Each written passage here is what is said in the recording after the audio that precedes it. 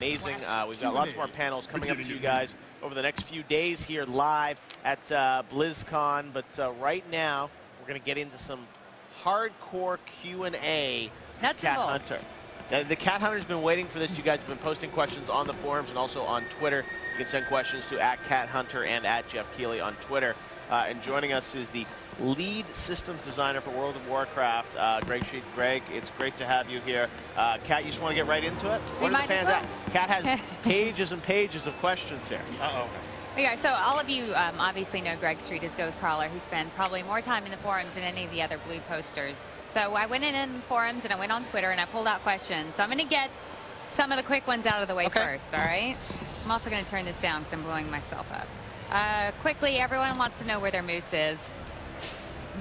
They can't handle the moose. They can't handle the moose? All right, I promised I would ask. Another couple quick, simple ones is we had several people who wanted to know if Winter Sabers are still going to be obtainable, or should they get that really fast before the Sundering happens? No, those will still be obtainable. We're not doing anything with them. Okay. And what about the mounts in AQ that we use in the instance? Now that it's going to be a zone, will we be able to use those mounts in that zone? You mean AQ or ZG? Oh, I thought AQ, is AQ still going to be AQ is still going to be there, and you can still get the bug mounts or whatever. No problem. That answers that question. Okay. All right. So that's the simple stuff I just wanted to get out of the way. Now the hard ones. Here we go. They're all easy. Well, I just thought first, you know, what is on everyone's mind is what is getting ready to happen with a Sundering. Is it going to be something that we're going to be able to watch happen? Are the servers going to go down, and when they come up, everything is changed? What are we expecting? Pretty much that, assuming all goes well. And it's a big change we're doing here, but the two old continents are just going to go away, and the new ones will just appear almost overnight. Players will be able to experience that, and then shortly after that, Cataclysm itself will go on the shelves, and players can level up their Goblin Worgen or go up to 85. Okay. Now, yesterday during the live raid, probably the most geek moment I've had this entire weekend was at the very end whenever we saw Deathwing come out over, and I get chills just talking about it. But Deathwing is huge. Yeah. Massive size. Yes. I can't even imagine how you are going to have an encounter. Is that going to be the size of Deathwing in the final encounter? We would really like to deliver on something that epic. We think it's not going to feel, it's going to be anticlimactic if it's just like a guy standing there with a shield and Deathwing doing the standard Dragon Claw thing. So we have some crazy ambitious plans. I'm not sure if we're going to be able to deliver on it, so I don't want to overpromise, but it's definitely on our minds. Okay, so everyone needs to roll range DPS immediately. Blizzard hates melee, right? That's right. Okay, here's a good question.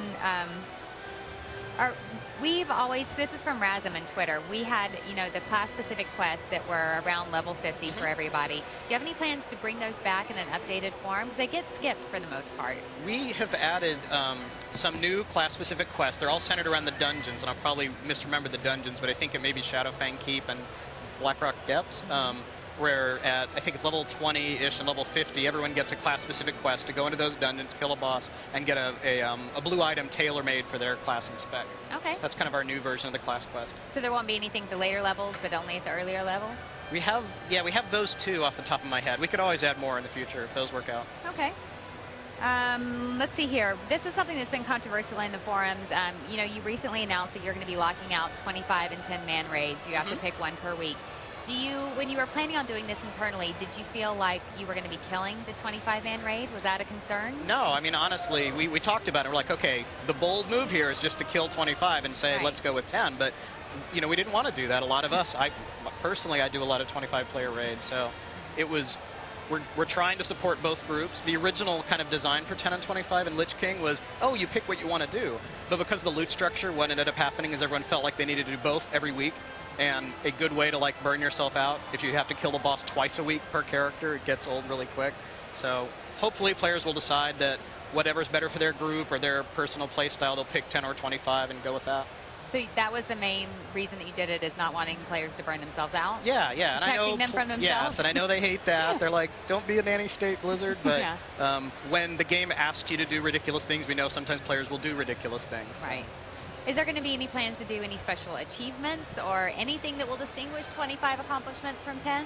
For the most part, they're the same. There are, the 25 raids drop more loot, so that's, I think, going to be more prestigious for the really hardcore guilds can still focus on that. I think a lot of the you know, the world and server first, they'll still want to make a distinction between 10 and 25. Okay. Here's a question I thought was really interesting. Are there any plans for making achievement points any type of currency for pets or anything else inside the game? We really are trying to keep achievement points pure. We really want that to be a reward for doing achievements and not turn into something else. There are players that love achievements and players that hate achievements and those that are kind of like dabble in them a little bit. So we don't want to force players to do that. I mean, the mounts are probably as far as we'll ever get, is having a mandatory reason to do them. Give players crazy things to do and they will do it. Yes, we know. Going back to when the patch just released, when 4.0 came out, we've seen a lot of changes happen in hot fixes ever since the patch came out. I mean, Shadow Priests, for example, were gods for that one moment. It was very fun, like listening to all my friends go in PvP. So my question is, like, what was happening behind the scenes? What is it like whenever the patch first launches and you start watching what's happening and you start seeing the out of balances? What's the process? Right now there's a whiteboard in my office, and whenever we see a problem, it goes on the whiteboard, and then we're like, okay, how do we fix this? Sometimes it's easy. With the Shadow Priest, we realized pretty quickly that they were just spamming Shadow Word Death because they weren't worried about hurting themselves in the 80 environment. That kind of self-inflicted damage wasn't much of a penalty, and it was really just hurting the healers. So the priests were like, oh, I don't care. It's the healer's problem. So. Yeah. How does that data get to you? How does it get to? Oh, a lot of different things. I mean, the forums, obviously. All the designers have a lot of contacts kind of out there in the game world, and the players will email us with like feedback or that sort of thing.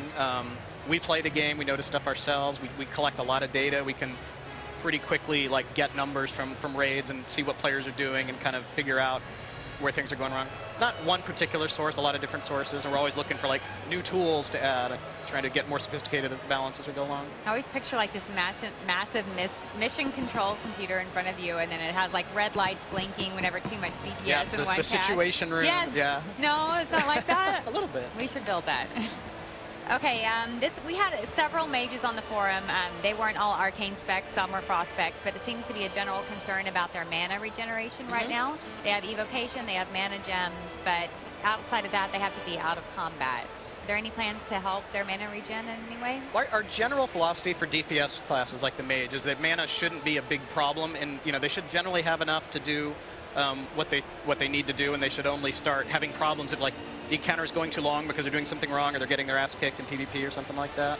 The exception is the arcane mage. We're really trying to make the